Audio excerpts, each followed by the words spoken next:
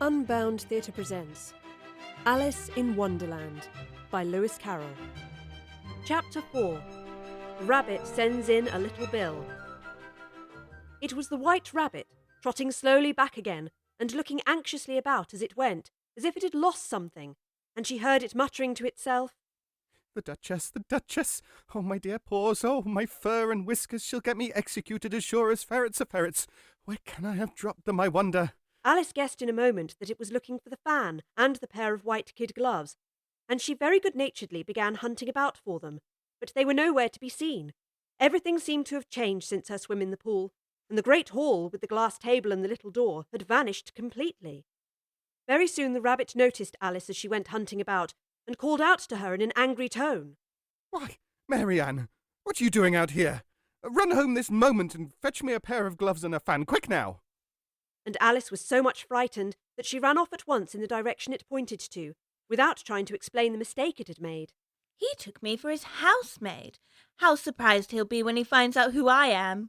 But I'd better take him his fan and gloves, that is, if I can find them.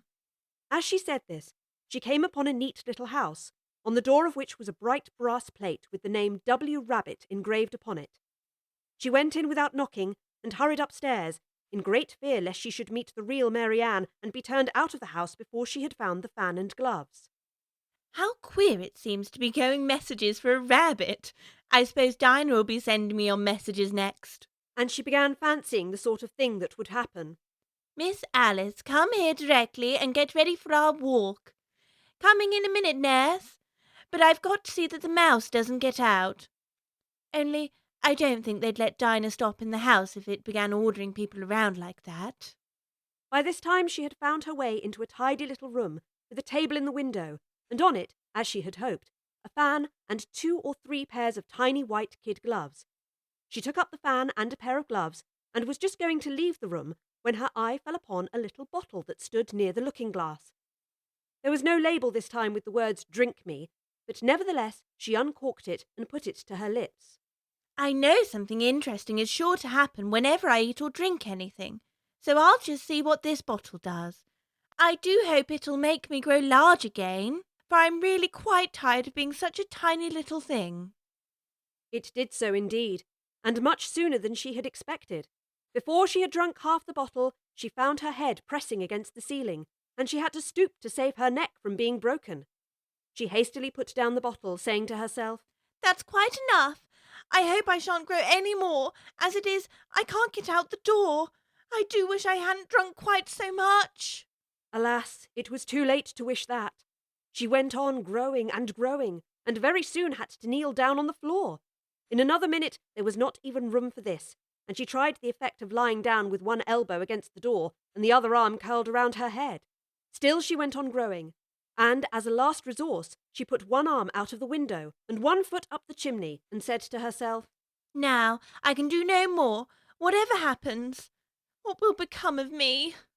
Luckily for Alice, the little magic bottle had now had its full effect, and she grew no larger. Still, it was very uncomfortable, and as there seemed to be no sort of chance of her ever getting out of the room again, no wonder she felt unhappy. It was much pleasanter at home, when one wasn't always growing larger and smaller and being ordered about by mice and rabbits. I almost wish I hadn't gone down that rabbit hole, and yet, it's rather curious, you know, this sort of life. I do wonder what can have happened to me. When I used to read fairy tales, I fancied that kind of thing never happened, and now here I am in the middle of one. There ought to be a book written about me, there ought. And when I grow up, I'll write one. But I'm grown up now. At least, there's no room to grow up any more here. But then, shall I never get any older than I am now? That'll be a comfort one way, never to be an old woman. But then, always to have lessons to learn. Oh, I shouldn't like that. Oh, you foolish Alice, how can you learn lessons in here? Why, there's hardly any room for you, and no room at all for lesson books. And so she went on, taking first one side and then the other, and making quite a conversation of it altogether.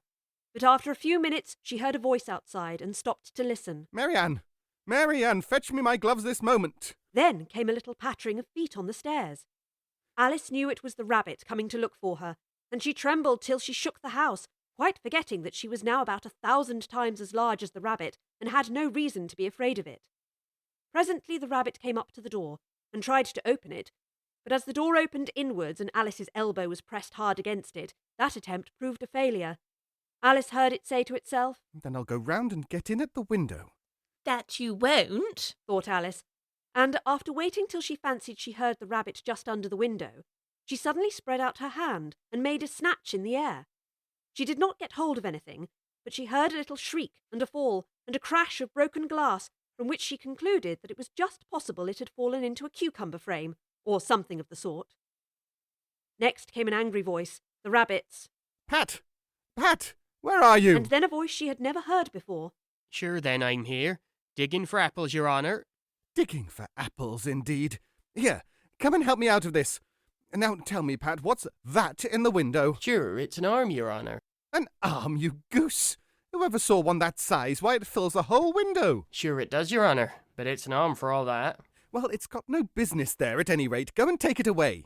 There was a long silence after this, and Alice could only hear whispers now and then, such as, Sure, I don't like it, your honour. At all. Do as I tell you, you coward. and at last she spread out her hand again and made another snatch in the air. This time there were 2 little shrieks and more sounds of broken glass. what a number of cucumber frames there must be. I wonder what they'll do next. As for pulling me out the window, I only wish they could. I'm sure I don't want to stay in here any longer. She waited for some time without hearing anything more. At last came a rumbling of little cartwheels and the sound of a good many voices all talking together. She made out the words, "Where's the other ladder?" Why, I hadn't to bring one. Bill's got the other. Bill, fetch it here, lad. Here, put 'em up at this corner. No, tie 'em together. They don't reach half high enough yet. Oh, they'll do well enough. Don't be particular. Here, Bill, catch hold of this rope. Will the roof bear? Mind that loose slate. Oh, it's coming down. Heads below. There was a loud crash. Oh, now who did that? It was Bill, I fancy.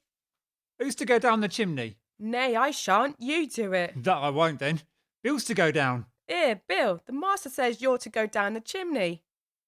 Oh, so Bill's got to come down the chimney, has he? They seem to put everything upon Bill. I wouldn't be in Bill's place for a good deal. This fireplace is narrow, to be sure, but I think I can kick a little. She drew her foot as far down the chimney as she could, and waited till she heard a little animal, she couldn't guess what sort it was, scratching and scrambling about in the chimney close above her. Then, saying to herself, This is Bill. she gave one sharp kick and waited to see what would happen next. The first thing she heard was a voice saying, There goes Bill. then the rabbit's voice, Catch him, you by the hedge. then silence, and then another confusion of voices. Hold up his head. Brandy now. Don't choke him. How was it, old fellow? What happened to you? Tell us about it. Last came a little feeble squeaking voice. Well, I hardly know no more, thank ye. I'm better now, but I'm a deal too flustered to tell you. All I know is, something came at me like a jack-in-the-box, and up I goes like a skyrocket. So you did, old fellow. We must burn the house down. Said the rabbit's voice, and Alice called out as loud as she could. If you do, I'll set Dinah on you. There was a dead silence instantly, and Alice thought to herself, I wonder what they will do next. If they had any sense, they'd take the roof off.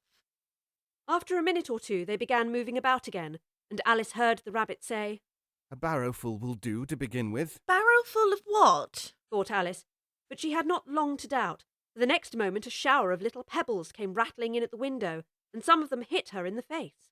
I'll put a stop to this, She said to herself, and shouted out, You'd better not do that again. which produced another dead silence. Alice noticed with some surprise that the pebbles were all turning into little cakes as they lay on the floor, and a bright idea came into her head. If I eat one of these cakes, it's sure to make some change in my size, and it can't possibly make me larger. It must make me smaller, I suppose. So she swallowed one of the cakes, and was delighted to find that she began shrinking directly. As soon as she was small enough to get through the door, she ran out of the house and found quite a crowd of little animals and birds waiting outside. The poor little lizard, Bill, was in the middle, being held up by 2 guinea pigs, who were giving it something out of a bottle. They all made a rush at Alice the moment she appeared, but she ran off as hard as she could and soon found herself safe in a thick wood. The first thing I've got to do is grow to my right size again. And the second thing is to find my way to that lovely garden. I think that will be the best plan. It sounded an excellent plan, no doubt, and very neatly and simply arranged. The only difficulty was that she had not the smallest idea how to set about it. Let me see. How is that managed? I suppose I ought to eat or drink something or other.